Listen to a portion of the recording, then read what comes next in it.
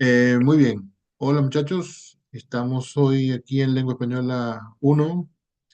Eh, es 2 de octubre del 2024 y ya habíamos comenzado a tratar el tema del resumen. Ya llevamos 3 clases en eso, que es ya signo de la importancia del tema para todo traductor, intérprete, profesor de idiomas, de cualquier idioma, especialmente de su propio idioma, eh, investigador, redactor, periodista, eh, ¿cómo se llama eso? Gerente de contenido, ah, project manager. A mí no me gusta llamarlo project manager, porque en español tiene que haber alguna forma de decir eso y que sea tan buena como project manager. Pero bueno, gerente de proyectos será, gestor de proyectos, como se llame eso. Una persona que dirige a los otros, que escriben, que traducen, que redactan para una página web, por ejemplo. Eh, corrector, corrector de prueba, corrector de estilo, corrector de lo que sea. Cualquiera de las especialidades por las que uno se quiera ir cuando estudia idiomas, digo que la destreza de resumir es inmensamente importante, inmensamente importante.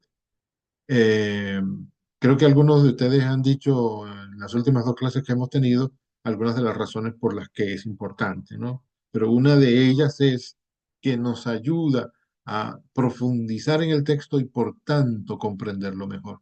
Y si comprendemos mejor el texto, lo podemos resumir mejor, lo podemos traducir mejor, lo podemos reescribir mejor, lo podemos desmenuzar para obtener la mayor información de él mejor y entonces obtenemos los mejores resultados.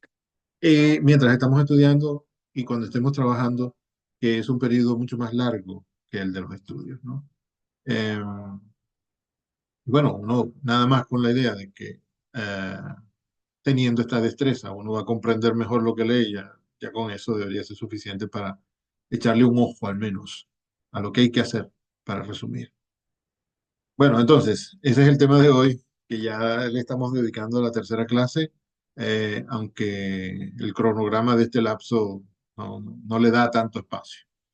Eh, pero es porque es muy importante. Y dentro del asunto del resumen, me parece a mí que hay que dedicarle bastante espacio a, a la elaboración del plan, porque cuando uno tiene un buen plan, no hay camino que no sea, no hay camino que no conduzca a un buen resumen, o a un buen artículo, a un buen libro, a un buen capítulo, a una buena noticia, si uno escribe en un periódico como periodista, eh, etcétera. No sé, lo que sea, lo que uno esté escribiendo, si el plan está bien, el texto va a estar bien. Si uno comienza por el texto, bueno, es posible que se desvíe a veces, es posible que pierda el norte, es posible que se le olviden algunas ideas que eran las mejores y entonces no aparecen, es posible que se debilite la argumentación, es posible que no ponga las cosas en orden, etc. Pero cuando uno dedica tiempo al plan, entonces las cosas normalmente quedan en el sitio justo para cumplir su función. Bueno, entonces quería que quedara grabado eso que veníamos diciendo y y entonces hoy estoy poniendo como ejemplo lo que acaba de mencionar Belis, que le parecieron importantes ciertos puntos y los investigó y entonces ahora cuando esté haciendo su plan para resumir, esos puntos no quedarán fuera, por supuesto, porque parece que son los más importantes. Profe, Muy bien. tengo una pregunta. Perdón, ¿cómo dices? Tengo una pregunta, disculpe. Adelante. ¿El resumen es subjetivo? Mientras estaba diciendo esto, pensé en cierto momento en ese punto. Qué bueno que preguntas. Es subjetivo hasta cierto punto porque cada resumidor encontrará, verá, sí, verá tales y cuales puntos como los más importantes. Y bueno, y otro resumidor dirá, bueno, a mí me parece también importante tal y cual, pero ese que Bellis pone como importante, la tercera idea, a mí no me parece tan importante. Eso puede pasar, siempre pasa. Por algo cada quien tiene un cerebro diferente a los demás. Al final todos son iguales, pero cada uno lo utiliza a su manera. Puede ser subjetivo por eso. Pero al final, cuando uno ve, por ejemplo, 400 resúmenes, uno se dará cuenta, mira, todos son diferentes, pero todos destacan este punto, este y este otro, ¿no? Por ejemplo, la justicia social, la separación de poderes y, no sé yo, la promoción del comercio. Esos tres son mencionados en los 400 resúmenes que se hicieron. Esos deben ser los más. Pero siempre va a haber alguien que diga, no, hombre, a mí me parece que lo del comercio lo podemos sustituir por las elecciones periódicas, ¿no? Siempre va a pasar eso. Y puede decirse que es subjetivo por esa razón, pero puede decirse también que es subjetivo por otras razones. Por ejemplo, que cada quien le dará un camino, elegirá un camino para llevar las ideas. El autor tiene un orden. Él escribió todo lo que escribió en cierto orden. Y ese orden, bueno, vamos a decir que ese es el orden, el orden más adecuado para él. Iba a decir el orden perfecto, porque el orden perfecto no existe, porque existen diferentes mentes, ¿no? Ya vendrá otro economista, otro político, otra persona especializada en este asunto y escribirá un texto tan bueno como este y le dará otro orden. O sea, uno no puede decir, el orden perfecto es el que puso Palma, ¿no? Y el otro también es bueno. Eh, y hasta puede venir alguien que haga uno mejor, también puede ser. Entonces es subjetivo por eso. Y si es subjetivo cuando lo escribió el autor, cuando el resumidor lo va a escribir, lo va a reescribir, también será subjetivo. Yo puedo hacer un buen resumen poniendo tres ideas, vamos a llamarlas A, B y C, y de repente vienes tú y haces otro buen resumen y pones B, A, C en lugar de A, B, C, y mencionas tres ideas secundarias en cada párrafo, cuando yo he mencionado dos nada más. Es subjetivo en ese sentido, porque bueno, las ideas, los conceptos que se mencionan en este artículo, en otros quizás sea diferente. Los conceptos que se mencionan no son subjetivos, están definidos y han sido definidos por varias ciencias humanas, la ciencia de la economía, política, ¿no? Y en este artículo esencialmente juegan la política y la economía, ¿no?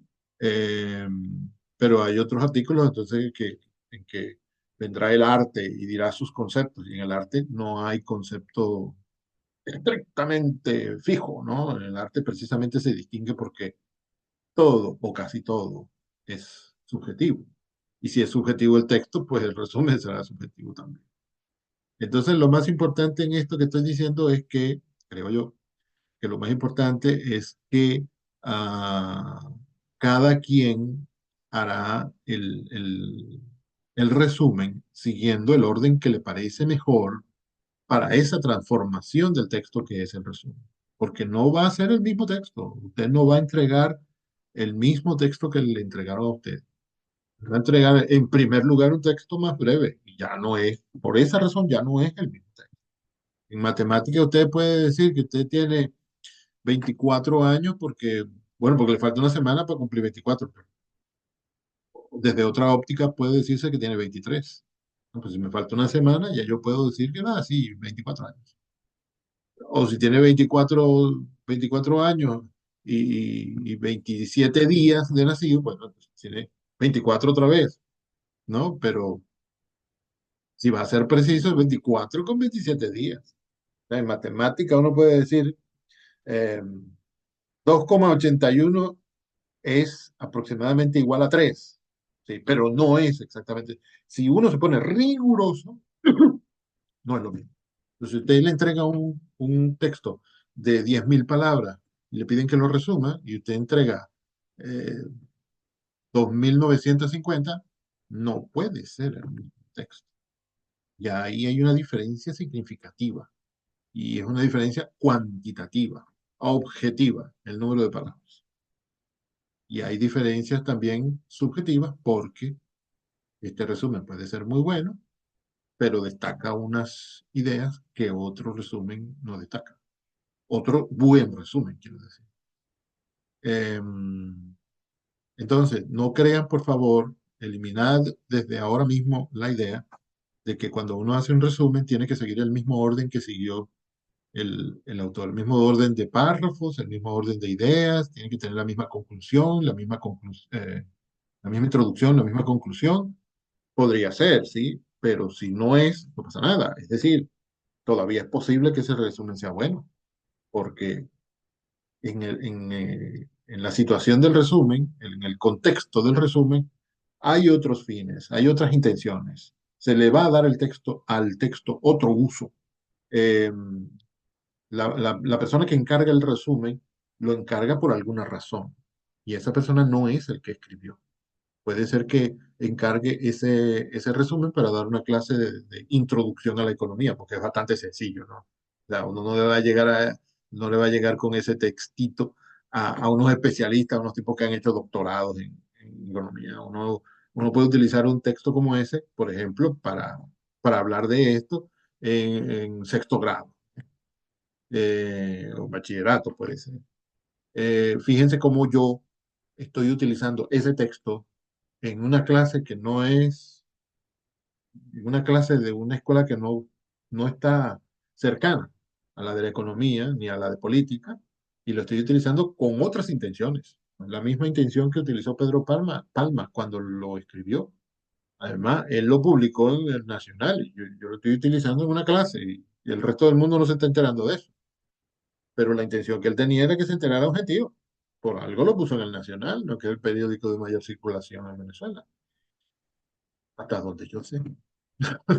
Bueno, periódico de mayor circulación que lamentablemente no circula, no en Internet. Em,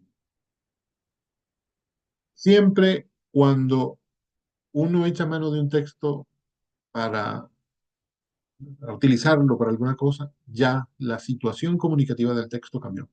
No es lo mismo, no es el mismo contexto del mismo texto cuando estaba en manos del autor, ni cuando estaba en manos del que lo publicó. Aquí el autor es Pedro Palma, quien lo publicó es El Nacional, y ahí se pueden ver diferencias, y se puede profundizar en eso, y en este momento no vamos a profundizar, pero ya después cuando usted utiliza ese texto para alguna otra razón, eh, ya cambió la situación, entonces el texto puede ser diferente, el resumen puede ser diferente, y tiene que ser diferente. Usted tiene que llevar ese texto a un juicio, por ejemplo. Ya no es una clase de idiomas, ya no es una clase de economía, ya no es una clase de relaciones, ¿cómo se llama eso? De política, ¿cómo se llama la escuela de estudios políticos? Ya ahora es una clase de derecho o una situación en la cual lo que predomina es el derecho, la ley. Puede ser que usted necesite un resumen para mostrárselo al juez, para indicar que pasó esto y pasó lo otro, que no cumple con esto, qué sé yo. Y entonces, como ha cambiado el contexto, como ha cambiado la situación comunicativa, la situación en la que la comunicación va a consistir en desplegar ese texto, como ya ha cambiado todo eso, entonces el texto va a ser diferente. Ya no nos enfocaremos en aquello que tiene el texto de económico ni de político. Que tiene de legal, va a ser ahora, ¿no? En esta clase podríamos detenernos en lo que tiene de lingüístico, características lingüísticas. Ya otro frente por el cual podemos ver. Entonces, como cada quien ve el mundo con dos hojas diferentes a todos los demás ojos que hay en el mundo, claro que es subjetivo. Y además, el que pide el resumen también dará algunas especificaciones. Dirá, mira, la edad de los lectores a los que yo les voy a dar esto es tal edad, ¿no? Tienen tal nivel educativo, tienen tal nivel socioeconómico, tienen tal, qué sé yo, tienen tal lengua, hablan la lengua española como extranjera o la hablan como idioma nativo, etcétera. Montón de factores que influyen para que cada resumen sea diferente a todos los demás resúmenes, a pesar de que todos sean buenos. Eh, y sí, son subjetivos. Tú te hubieras conformado con que dijera, sí, es subjetivo, ¿verdad? No, la explicación me ayudó bastante. Gracias, profe. Muy bien. A ver, ¿alguien más tiene algún comentario, pregunta? Yo estaba buscando el texto para mostrarlo aquí en la pantalla y me tuve que detener porque no lograba concentrarme en dónde tenía que buscarlo, por lo que estaba diciendo. Y si me ponía a buscarlo, entonces no me Profe, concentraba en lo que iba a decir. disculpe, Sí, yo le había preguntado algo por el chat, ya que como estoy en la calle y hay mucho ruido, le escribí algo por el chat. déjame ver. En el chat de la llamada. Sí, profe. Ok, ya voy. Botini pregunta, pero sí podría hacerlo. O sea, si me gusta la manera en que ya está desarrollado el texto, mi resumen podría ser desarrollado en el mismo orden que tiene el texto original. Sí, y lo que puedo comentar es que quizá no sé, quizá la motivación no sea o no deba ser que te gusta. Quizá deberíamos preferir que el orden que adoptó el autor es bueno para la nueva situación. Sí, claro. Si ese orden que tiene el autor, o el orden de párrafos, el orden de oraciones, etcétera, es apropiado para lo que se va a hacer ahora con el resumen, sí, claro, se puede adoptar ese mismo, eh, lo cual podría hacer muy sencillo hacer el plan de texto, ¿no? No va siguiendo el orden que sigue el autor y muy bien. Pero siempre le van a decir a uno, yo necesito este texto para tal otra cosa. Y mis lectores, los lectores del resumen van a ser tales y cuales personas que tienen tales y cuales características, ¿no? Eh, a lo mejor si las personas que lo van a leer eh, son tan especialistas como el autor, eh, bueno, entonces el resumen podría parecerse más al original.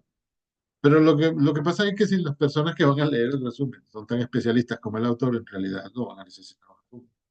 Van a querer leer el texto original. En un examen sobre resumen, por cierto, eh, también debería haber lo que llamamos el encargo. Es decir, esas especificaciones que dicen, eh, necesitamos este texto resumido o reducido para presentárselo a tal grupo. Un grupo de personas de tal edad, con tal nivel académico, etcétera, ¿no? Hasta podría aparecer ahí el detalle de que son unas personas que no hablan español como lengua materna. Eh, Cualquier cantidad de variables puede haber. Muy bien, me volví a desconcentrar en la búsqueda del texto.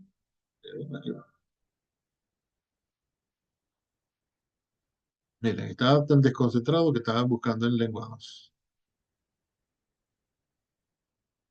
Yo pretendía mandarles todo este material el miércoles mismo y resulta que me puse a corregir exámenes, ¿no? Unos que faltan.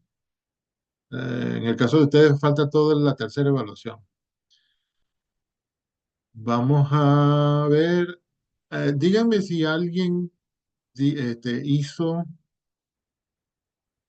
el ejercicio de destacar algo. Bueno, sí, Belis lo hizo.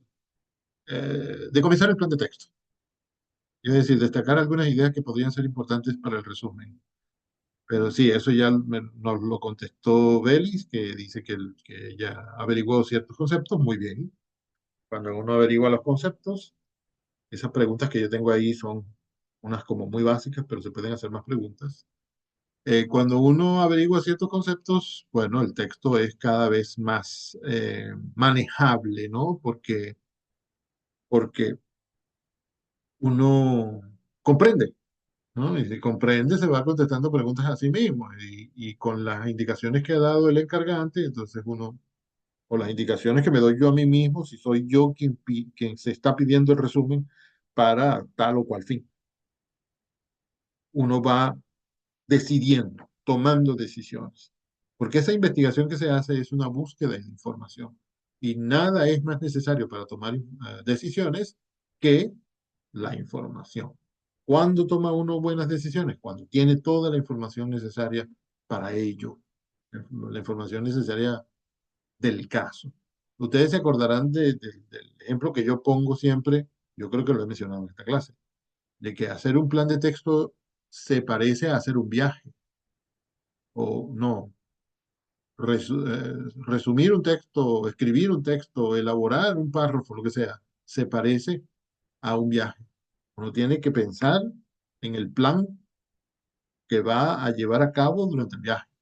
Tiene que decidir si se tiene que ir en autobús, en avión, en bicicleta, en carro, a pie, si tiene que llevar compañeros, si tiene que ir solo o si puede ir solo o si es forzoso que vaya con un grupo, si tiene que llevar guía o no. Todo eso, cada una de esas respuestas nos da como consecuencia otras necesidades. Por ejemplo, si necesitas un guía, vas a necesitar más dinero del que habías planeado, ¿no? Porque hay que pagar. Si puedes ir solo, eh, bueno, quizá necesites más dinero, pero entonces sale el asunto de la seguridad. Cuando uno va en grupo, al menos con una persona en un viaje, se siente un poco más seguro, ¿no? Siempre hay quien lo ayude a uno. Eh, si vas a ir en avión, seguramente el viaje será más caro y será más breve. El traslado será más breve, ¿no? Y si uno va en carro, entonces se tardará más, pero quizás sea más divertido. No sé, siempre salen esas cosas. Entonces uno tiene que hacer un plan, uno tiene que anotar cosas, tiene que llevar un mapa, uno tiene que saber si en el lugar donde, esto lo he dicho varias veces, uno tiene que saber si en el lugar a donde uno va a pasar las vacaciones hace frío o hace calor, porque de eso depende la cantidad de ropa que lleva en la maleta, ¿no? Etcétera. Uno tiene que hacer sus averiguaciones antes. Pasa lo mismo con un texto que uno va a escribir, que va a traducir, que va a resumir, etcétera. Uno tiene que hacer averiguaciones anteriores a eso. Eh, y entonces, si uno se pone a averiguar en este caso, que es el Estado, que es la seguridad social, que es la democracia, que es la sociedad civil, etcétera, el desarrollo integral, que es la política, etcétera, uno dice, ah, bueno, ahora que yo sé todo eso, va a haber pocas cosas que yo no sepa cómo resolver. A ver, esto lo tengo que compartir.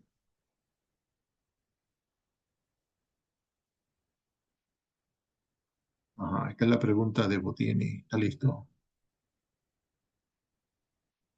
Ah,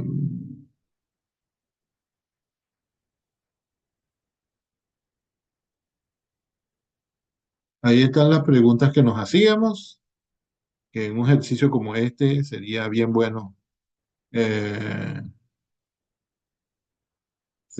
bueno contestarlas, ¿no? Aunque sea someramente. Y aquí viene una segunda parte o tercera parte de este material en el cual yo uso el papel de estado de Pedro Páramo, que se titula, como pueden ver ya, posibles planes para resumir el texto. Miren que dice posibles planes. Hay diversidad de posibles planes. Cada uno de ustedes hará un plan posible y puede suceder que todos sean buenos, que todos sean apropiados, que todos sean pertinentes para la situación en que se ha pensado usar este texto.